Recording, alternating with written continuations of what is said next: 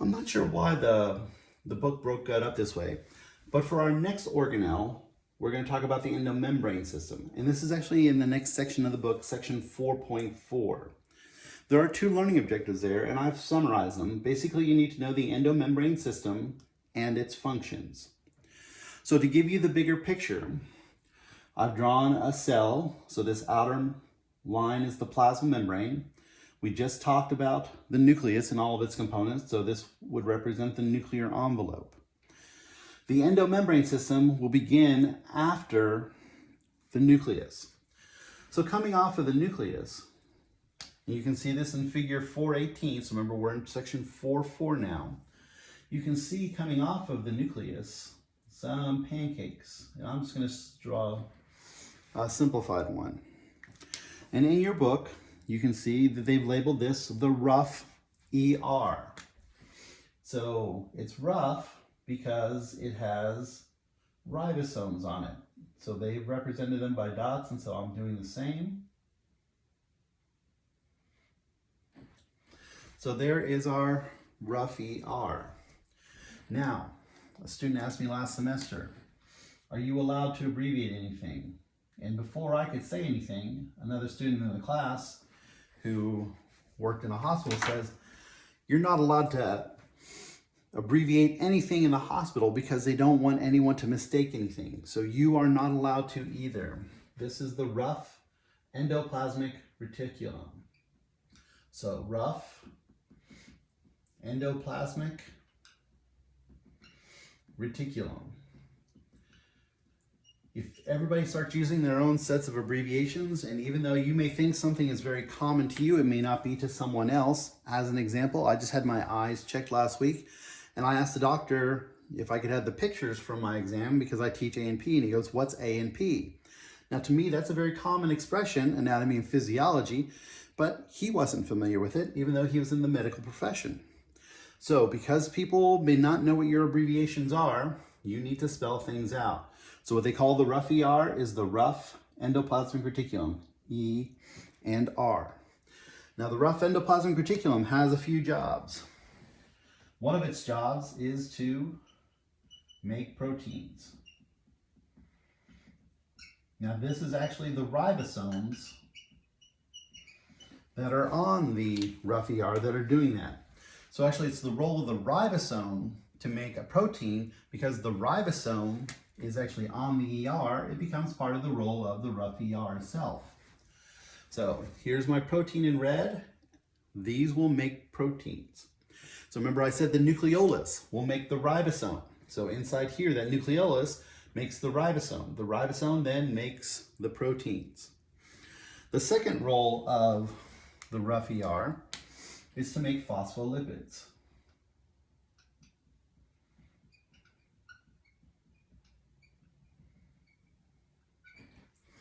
Remember phospholipids, this is that component of your plasma membrane. So this will make the phospholipids so that then we can make membranes. So those are the two major roles of the rough endoplasmic reticulum.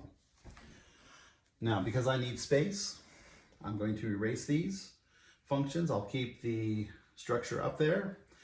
If you need to, though, you can always stop the video or rewind it if you miss something because it was up there. Also, coming out of parts of the nucleus, there will be other pancakes that are attached to it. But you notice they don't have any ribosomes on it. They don't show this in the picture, which is why I'm drawing it here.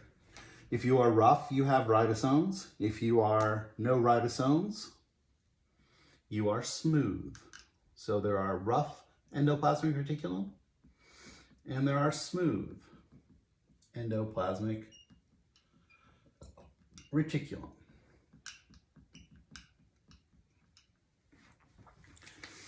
So both of these will be attached, however, to the nucleus. They are contiguous with it. The smooth ER, it has a lot of roles itself.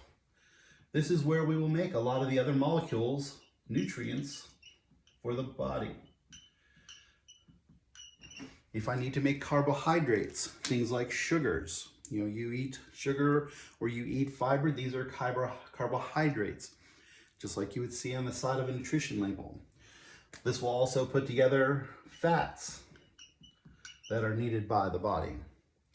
And it will have the role of detoxifying. Detox. Oops. Got a hit on myself with my letters. In particular, the smooth ER that is in your liver will detoxify the body. So if you go out and you have a drink, a beer, glass of wine, a shot of alcohol, that alcohol is a poison. That's why it makes you feel loopy. Poisons make us feel loopy. That will go to the liver. The smooth ER of the liver will then break down those alcohols so that they are safe again. And then it also will have the role to store calcium. Calcium is one of those ions. And this is going to be particularly important in your muscle cells. So when you go and you take anatomy and physiology and start talking about the muscular system and how a muscle moves, calcium plays a major role in that.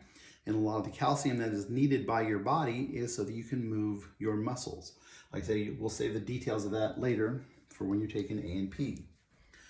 So that is the smooth endoplasmic reticulum.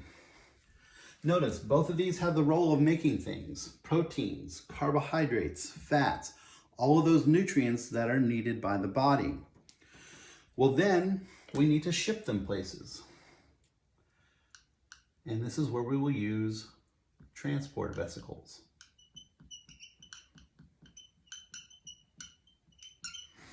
So you can see in the picture, little bubbles are coming off of the rough ER. There's a blue one coming off of the rough ER, and there's an orange one coming off of what's called the Golgi. These are exactly, their function is exactly what they say they are. This is to move the products made by the rough and the smooth reticulum to other places, either to another organelle or to outside of the cell. And you can also see that there where a product is coming off of that Golgi and it's being moved to the outside of the cell. So that brings us to another set of pancakes. The Golgi is going to not be attached to the nucleus, but it is also a membrane organelle. It'll sit away from, usually, from the nucleus, and those vesicles will often move from the smooth ER and the rough ER to the Golgi. So it's called the Golgi because there was a scientist named Golgi, and they were the first to describe it, and so they got their name with it, apparatus. So the Golgi apparatus, or you might see in some books the Golgi body, is going to receive things from the smooth and rough ER, and so it is going to typically modify products like the proteins, the carbohydrates, and the fats, and then it will repackage them into another vesicle, and then it will be redistributed to other parts of the cell or to outside of the cell. You can think of this as an Amazon warehouse. When an Amazon warehouse is designed, it brings in a lot of shit, it stores it, it then pulls things as you order them, repackages them, and gives them to a van in order to send them back out to be redistributed. The van is your transport vesicle. So if you want, you can draw in a transport vesicle here. And here is our Golgi. So attached, unattached. It is always a series of pancakes. So typically something may come in here, get something done, transported here, get something done, get transported here, get something done. But it doesn't necessarily have to go through all of them. It may do some of them or just one of them, depending on how much modification is needed and how many tools are needed for repackaging. So that completes all of the endoplasmic reticulum that is in section 4.4, but there are a couple things that are part of this that are in section 4.3. So you'll actually find the information about transport vesicles in section 4.3. There are two other structures that I want to mention that I'll go over. They're part of the endomembrane system, so that's why I'm putting them in this lecture. But you will find their information also in section 4.3. One of those is called a lysosome. So if the information about something is in section 4.3, I'm putting that next to it. Lysosomes are going to be little bubbles in the cell. So if you're given a picture and you get a little bubble, well, it could be a transport vesicle. We can't tell until we look inside, but on a picture you can't look inside. Or it could be a lysosome. Or it could be a peroxisome. This is also in section 4.3. So if you get a picture of a diagram and I ask you to identify a little bubble, you can name any one of these three as long as you give me the appropriate function. The function of the lysosome is to hydrolyze materials. So this will hydrolyze substances and pathogens. So if a large piece of starch comes into a cell, well, that's a whole bunch of glucose molecules together. We need to make them smaller so that we can digest them. The lysosome is going to digest. Hydrolyze is a fancy word for breaking down. Whenever your cell engulfs a pathogen, like the COVID virus, it's the lysosome's job to break it up into different parts so it doesn't become harmful again. When you break those parts up, that's when they can present them to the outside of the cell and tell your immune system, hey, I found something funny, make an antibody for this. So when you're getting your vaccine, that lysosome is going to break down the foreign products made by that mRNA virus, present them to the immune system, and this is how you begin to make your antibodies. The peroxisome is specifically for breaking down fats. So it will hydrolyze fats. When you break down fats, you create hydrogen peroxide. Hydrogen peroxide is a poison to the body. So if you break it down into this nice little bubble, you don't poison the rest of your body while you make it innocuous. Because when you break down fats, you create hydrogen peroxide, which is H2O2. The peroxisome will then break that down into water, and water is not harmful. So the peroxisome's role is to break down the fats. When we do, we also create hydrogen peroxide, which it will break down into water. And then one more thing. So first off, and we'll come back to this when we talk about the difference between plants and animals, lysosomes are only found in animals, and this next one is only found in plants. So one thing that's part of the endomembrane system that is only found in plants is called the central vacuole.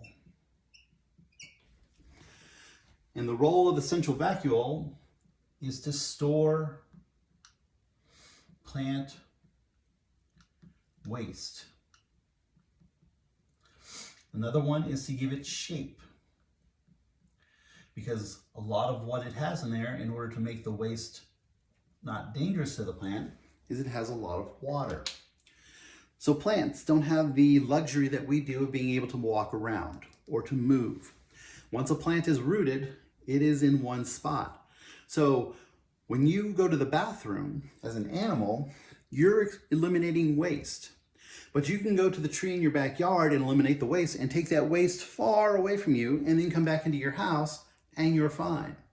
Or you can sit on the toilet and pee and poop, flush it, and then you're flushing the waste away. Well, a plant doesn't have that luxury. A plant is stuck in place.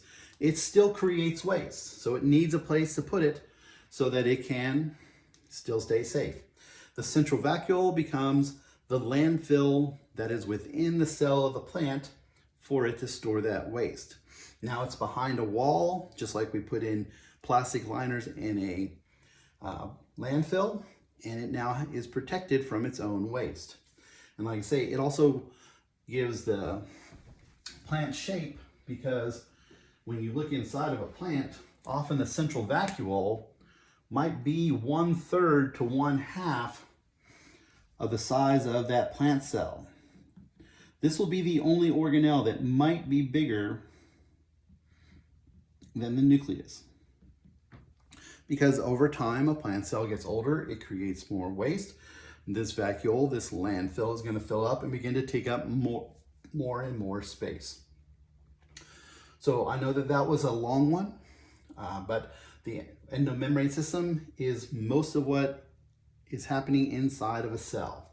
So outside of the nucleus, you'll have the rough and smooth endoplasmic reticulum attached to it. You'll have the Golgi apparatus outside of it, and then you'll have these different membranes that serve different roles, either to move stuff around, break down substances, or break down fats.